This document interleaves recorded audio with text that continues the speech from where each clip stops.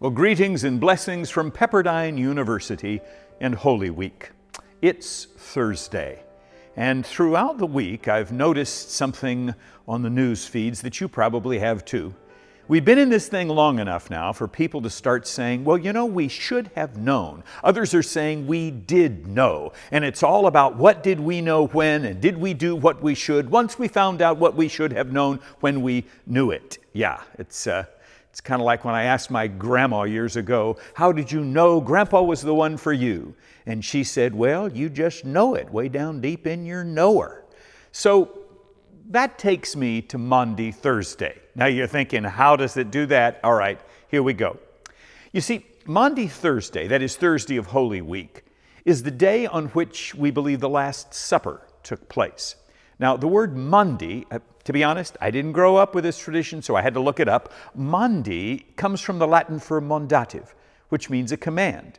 So the day is designed in Holy Week to remind us of the great command to love your neighbor, even as Christ has loved you, to love one another, even as Christ has loved you. That command that Jesus gave at the Last Supper. All of these are events that took place on Thursday. So, what does that have to do with what we knew when we knew it? Well, John, who spends more of his gospel than any other writing about these last 7 days of Jesus' life. I don't know if you'd thought about that. Nearly half of John's gospel is just the last 7 days. So you don't have to wonder where he wanted us to focus. So John records this in John chapter 13, beginning the description of the Last Supper. Now, before the festival of the Passover, Jesus knew that his hour had come to depart from this world and go to the Father. I want you to catch those words, Jesus knew. The words Jesus knew are used dozens of times in the Gospels because, of course, Jesus knew a lot. Jesus knew what they were thinking. Jesus knew who would betray him. Jesus knew what was going to happen. And here, key point, John wants us to recognize Jesus was not caught off guard by what was happening and about to happen. We may have all been blown away and said, I just can't believe all this happened to us. Who would have thought 2020 spring would have looked like this, that we'd have spent Easter looking at our services on a screen and just wishing we could be together and hug our relatives. But not Jesus. Jesus knew even to the point of when he was going to die. As a minister, occasionally attending to folks who are terminally ill, I'll have chats with relatives who will say, Pastor, I just don't know if I would want to know when I was going to die.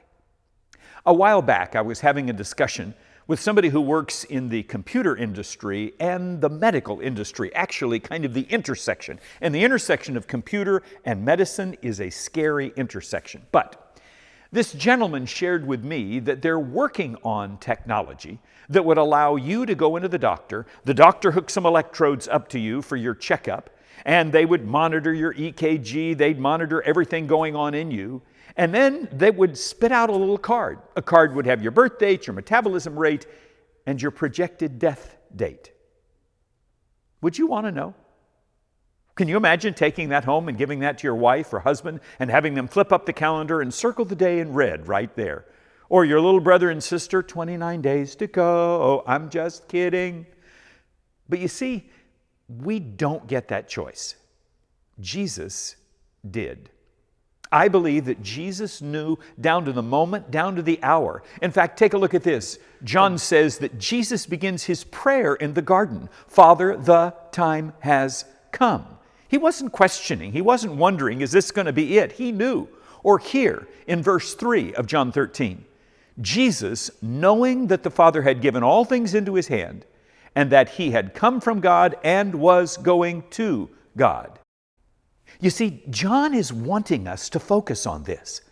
He's answering the question, how is Jesus going to do this? How is he going to wash his doubting disciples' feet? How is he going to be arrested and yet not call 10,000 angels? How is he going to carry that cross to Golgotha when he didn't have to? How is he going to forgive those who are torturing him? Do you know why Jesus could do what Jesus could do? John says it's because of what Jesus knew. Jesus knew who he was and where he was going. and that the Father had it all in His hand. Now you might say, well, man, if I knew everything Jesus knew, if I knew God had this, if I knew, okay, I'm going to go through a tough time, but God's going to take me home, well, then I'd do Oh, yeah, we do know, don't we? That's what Easter's all about. We know that we're going to die if we're not here when Jesus comes again. We know that we will be buried or cremated. We know. We don't have to wonder. So we ought to be able to do what Jesus did when it comes to caring, serving, and loving, because we know that we're going to be with the Father as well. Here's what Paul said about it. Therefore, we are always confident and know that as long as we're at home in the body, we're away from the Lord. For we live by faith, not by sight. We're confident, and I say, I would prefer to be away from the body and at home with the Lord. So we make it our goal to please Him, whether we are at home in the body or away from it. God bless you. Happy Holy Week. You know what Jesus knew, so do what Jesus did. And remember, Easter's coming. You can count on it.